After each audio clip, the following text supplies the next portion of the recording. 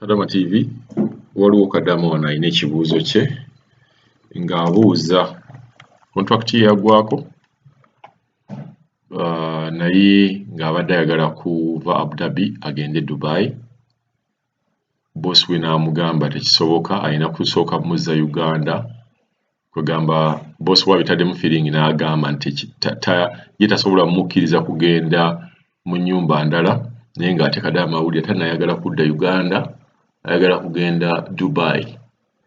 So ng'ayagala kubuuza oba kisoboka n'agenda like ku nnyonyi n'eyefuula ng'agenda naye ne yeebuzaabuzaawo ennyonyi n'emuleka. Kati abuuza basobola okumuleka n'abeera nga akomawo ennyonyi bw'eba emulese.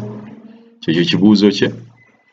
Mpozzi n'okuddamuko waliwo awo mu comments ze ndabyeko omuwala eyabadde abuuza ku kya ssente.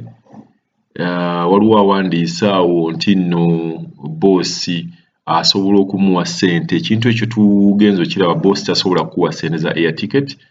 Ne waliwo n'agambye nti ssente ezo bazireka ku office, n'ekyo kikyamu. Ssente za air ticket tebazireka ku office. Y'ensonga lwaki mulabye mu process eno ebaddewo ey'Abakadaama, ng'Abakadaama bagamba nti nno babboosi baabwe baabagaana okubasasulira ssente za air ticket.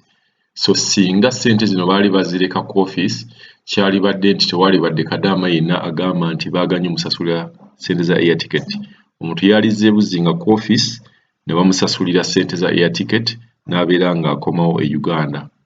So kiri nti ku office tebalikaayo ssente za air ticket. Boosi wo y'aba alina okukolera ku bintu ebyo byonna eby'okuddayo e Uganda ng'omazeeko contract. So katuwulize ono Kadaama ye agamba nti ye abadde ayagala kubeera nga yeeyongerayo okubeera nga akola e Dubai wava Abu Dhabi, naye agamba nti bw'akkiriza boosi n'asaza ticket n'agenda ne yeefuula nti tabitegedde eby'ennyonyi, ennyonyi n'emuleka, tasobola kuvaayo ku kisaawe n'agenda e Dubai. Kye kibuuzo kye. So katusooke tuwulize ekibuuzo kya Kadaama ono. Halo nnyabo, oli Kadama TV?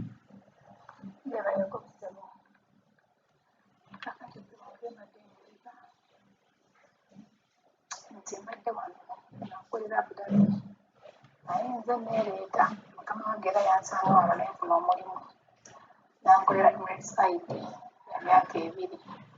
Kati nakoze emyezi 7 ne mugamba nk'oyo kola njagala kuddayo. Nagamba kale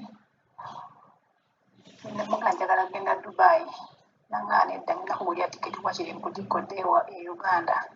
Ne mugamba it's okay, naye kati mbadde mbuuza nsobole okutuuka ku airport ne nnyingira then ne banzikiriza ofuluma ng'ennyonyi endize kuba mbadde saagala kuddayo, mbadde nsobola kumaliriza.